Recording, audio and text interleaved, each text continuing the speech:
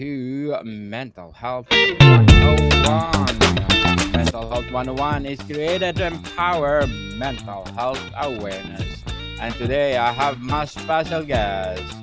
She is the author of the book Within My Spokes, no other than Miss Jenna Odenberg.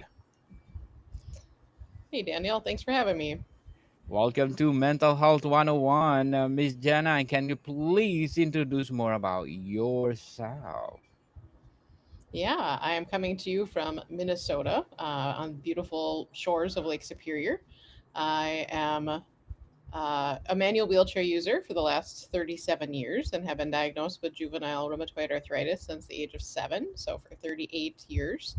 I was a former music educator, K 12 for general music, choir, bands, all the things. But now I find myself as an accessibility educator, a published author, and a columnist.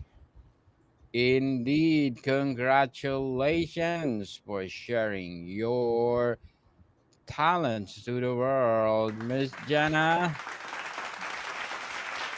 We are truly inspired of what you're doing to the world. So tell us, what is a mental health in your opinion? That's a great question. I would say for me, it is, taking care of your whole being. And so I'm so excited to live in this day and age where we're breaking down those stigmas about mental health, about mental illness. We all go through life. Life is not easy, but it is beautiful, as I typically say. Um, and so, mental health is anything from finding those things that give you joy and pleasure to figuring out coping mechanisms to finding healing from childhood trauma or any other sorts of trauma. um, yeah, it's just addressing all of our medical needs, not just the physical things. Miss Jenna, why is it mental health awareness is important in today's society? Well, like I said, it impacts everybody, every single one of us that has, a connection from our mind to our spirit to our heart, right? We all have Yes. that interconnectedness and that need for balance and finding that work life balance, finding the balance in stressful situations. Even my medical team talking about, like, hey, you need to take some months off from physical therapy. Like, you know what to do. You've been doing this for decades. Like, get out of the grind of always having to come to see us and those kinds of things. So it can look like a whole host of um, different ways because we're all different and uniquely wired. But yeah, Yes, indeed. So, what are the most common misconceptions about mental health? I would say in my culture where we live on the North Shore in rural Minnesota is just those stigmas that it's a negative connotation, right? People don't always use it in a positive way, like there are things that we as humans typically do. You schedule your vacations, whether it's with family or what have you. You have your different faith or religion or just other cultural celebrations. Could be family celebrations or traditions. So it's just kind of like that cycle of life. And so I think the biggest thing again is just breaking down those stigmas and having people talk about it. And I think the current generations or the younger generations are much better at this. And so being that I'm in the middle age group, it's always interesting to hang out with my students and hear the vocabulary that they use and they seem to be more welcoming and acknowledging of people's mental health needs.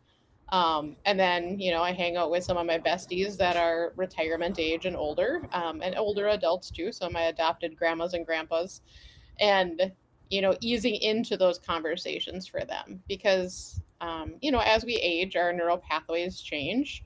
The ways that we're able to cope with things change. The ways that we're able to exercise our bodies that then give our brain different dopamine and all those different enzymes and chemicals in our brain functionality. It all changes depending on what season of life we're in. Miss Jenna, in your book Within My Spokes, how did you tackle mental health? Yeah, about halfway through, I shared my story of having a major depression and having a suicide plan. During that time, I had two, not known to me at the time, hairline fractures in my femur, so the bone that leads to your knee. I was stuck at home. I was really bedbound, except for to be able to transfer to my chair through tons of pain to be able to go to use the restroom. But other than that, I was in my bed 24/7 for I don't even know how long. But I was to the point where I would hear the phone ring and I knew it was after school and I knew a friend would be calling to check in on me. And by the time my mom could get back to my bedroom, I'd painfully flip myself over so she would think that I was sleeping. I had a plan to kind of hide my medications, thinking that I could overdose. But Mm-hmm. to my knowledge, hindsight's 2020. I wasn't on anything strong enough to truly, overdose and take my life. And my secondary plan was that I was going to somehow throw myself down the flight of stairs in our house to then log roll to get to my dad's gun cabinet and somehow climb to the top of the cabinet and get the key and like all the things that just now in hindsight don't make any logical sense, but when you're so distraught and things are just so negative and dark and hard, it doesn't matter that it didn't make sense because that was just my way of thinking that I could get freedom from the physical pain, the emotional pain, the spiritual pain, and just the darkness that was around me. Um, but during that time, I had a reconfirming of my faith. I grew up in the church, but that was more of my family's choice and my family's thing. And so that was my time to really find my faith and find where I believed. And so that's ultimately what got me out of that bed and what got me to be a part of other people's lives. And I had a person who had a catastrophic event in their life. And that really catapulted me too, because I wanted to get there physically to see this person and make sure that they truly were okay and to be there as their support system. Miss Jenna, how can we reduce the stigma surrounding mental illnesses?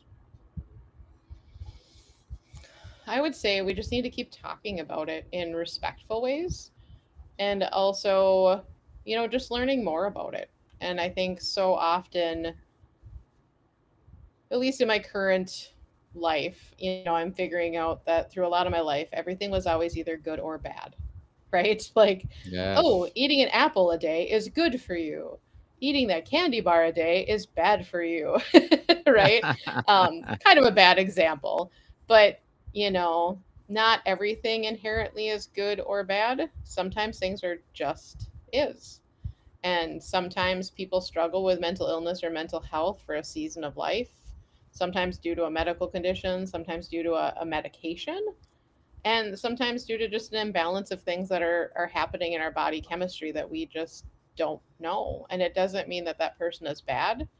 And on the same respect, if you're not having any of those symptoms currently, it doesn't mean you're good, right? Like it just is. We Correct. are where we're at.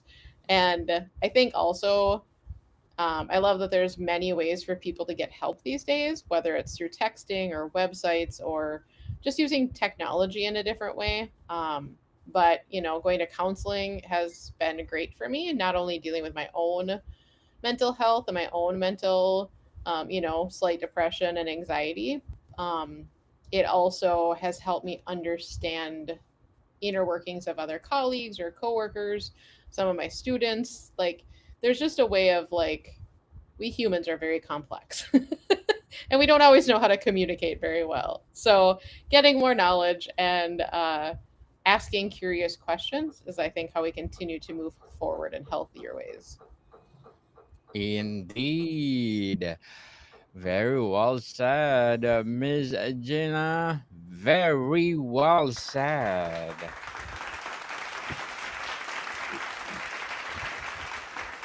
How does mental health impact physical health and vice versa?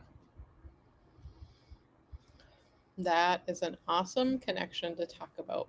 And I wish I could do more research in the scientific ways that it's all connected. But I know anecdotally for me, um, if I'm watching too many sad movies or shows, if I'm listening to too much sad or negative music, if I'm hanging out with people that are just always in that negative Nelly standpoint or what have you, um, then eventually that just starts really rubbing off, at least for me and my personality type, right?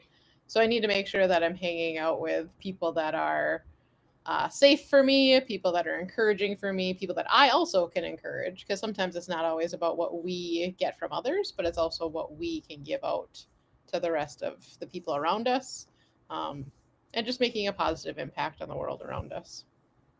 Yes, indeed.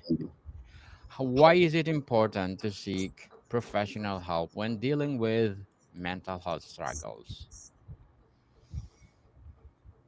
It is very important, because we can try to, take care of things ourselves.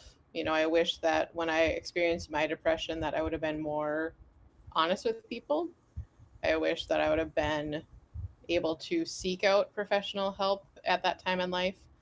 But there was such a stigma back in the mid '90s versus today getting help.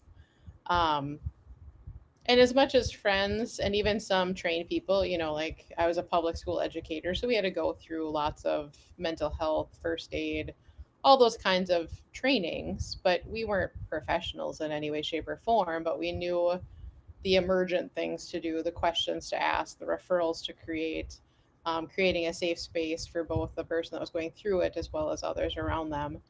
Um, and I'm so excited. Like in our area, we actually have an urgent care for mental health and mental illness needs, and that's kind of the first in our region. And it's just so important to have that when you need it and have trained people that aren't going to cause more trauma or going to cause more issues for the person and or the loved ones that are going through those episodes.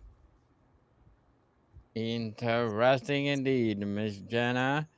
How can schools, communities promote mental health awareness among youth? I think creating pathways for the students to be able to get the help they need when they need it.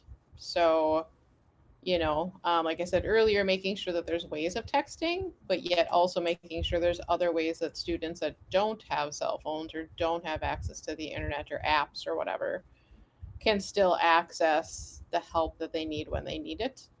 I think communities coming alongside families that are going through those times and those seasons. And again, just, being intentional to not continue the negative stigma or the negative reactions to mental health and mental illness needs.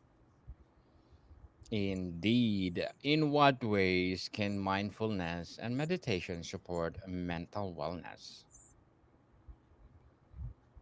I think just being able to have daily check ins with yourself, whether it's cognitively thinking through, what have I been eating lately? Have I been drinking enough water? What really is the root of what I'm feeling versus just always treating the symptom. So, like, my personal current issue is I'm not getting enough sleep. So then during the day, I'm downing way too much caffeine. So then when it's normal time to go to bed, of course, my brain is hot wired and is too caffeinated.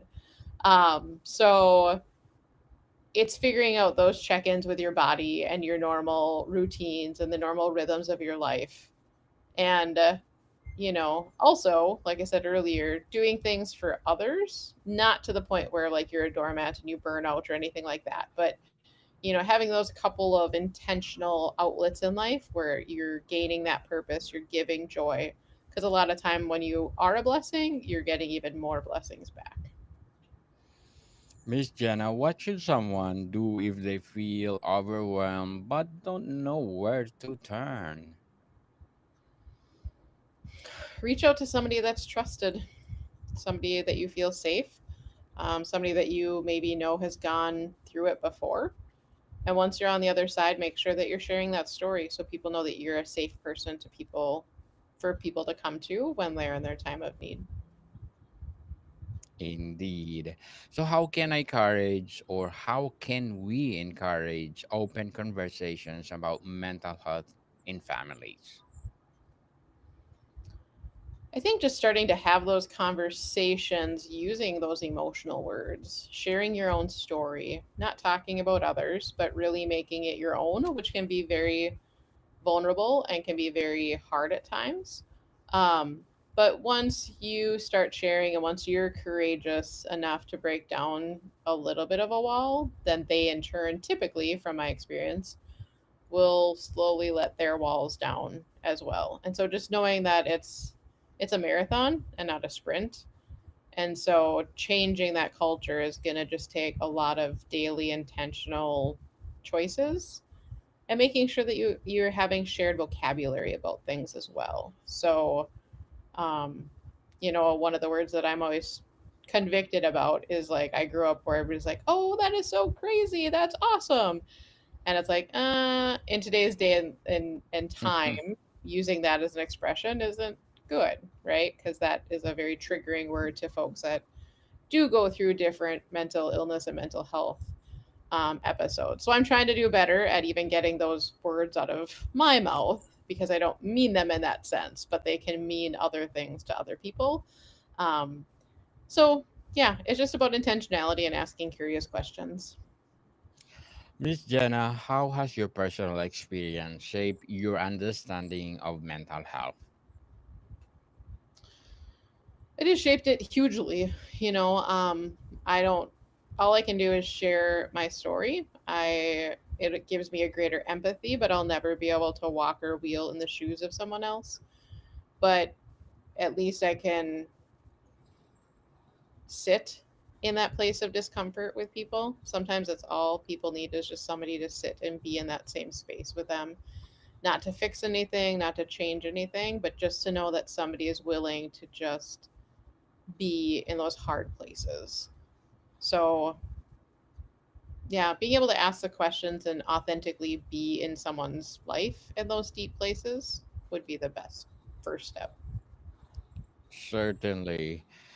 And what impact does trauma have on mental health and how it can be addressed? That is the $1 million question. um, as somebody that's not a trained professional and dealing with my own medical trauma as I unearth those things, of course, all the things I've gone through in life make me who I am, and I've definitely not gone through a ton compared to some others that I know. But yet, our stories are only our story. So just because it's something that shapes me doesn't mean that it's something that's healthy. And so I think as we get older and as we get to learn more about ourselves, as we think, especially as we're entering the back half of our life, it's like you look so much far back on those memories and like who made you who, and if you're a self reflective leader and all those things. It's good to unpack that. And so, for me, it's working with my counselor to be like, all right, let's talk about one of those traumatic memories that I have. How does that determine who I am today? And is it impacting any of my functional life today? And if not, then let's look at that scar and be excited for the healing that's happened. But if there is still part of that wound that is open, then let's do that self care and that mental health care to make sure that it doesn't turn into a gaping or infested wound. Very well said, Miss Jenna. Very well said. So before we wrap up our discussion for today, I'm inviting you to please do listen to my other podcast, people, because Abstract Essay is already fifth season, Abstract Poetry in second season, Book 101 Review in its fifth season, Comedy 101 in second season, and Food 101 in its fifth season as well. Geography 101 and Love Letters in its third season and my baby podcast, Mental Health 101, Movie 101 review, and Music 101 in its fourth season. So please do listen to them wherever you listen your podcast. So, Miss Jenna, what message would you give to someone who is silently struggling right now? I would say you're more than you think you are. You have a purpose and there is a plan for you. And find somebody that is trusted and that is safe for you to reach out to and share even just a little bit of what could maybe help you get to the next right step at the next right time. Yes, indeed, Miss Jana Udenberg. Thank you so much for sharing your knowledge to the world. And can you please invite our listeners to support within my spokes? Yeah, you can find my book on Amazon as it's shown, or you can find it on our website, wherever you buy your books. And you can check out aboveandbeyondwithyou.org. Yes, people, let's support Miss Jenna Ottenberg because if you support her, more and more empowering knowledge to come, more and more empowering book to come. Miss Jenna Ottenberg, thank you so much for your time. Thank you, Daniel.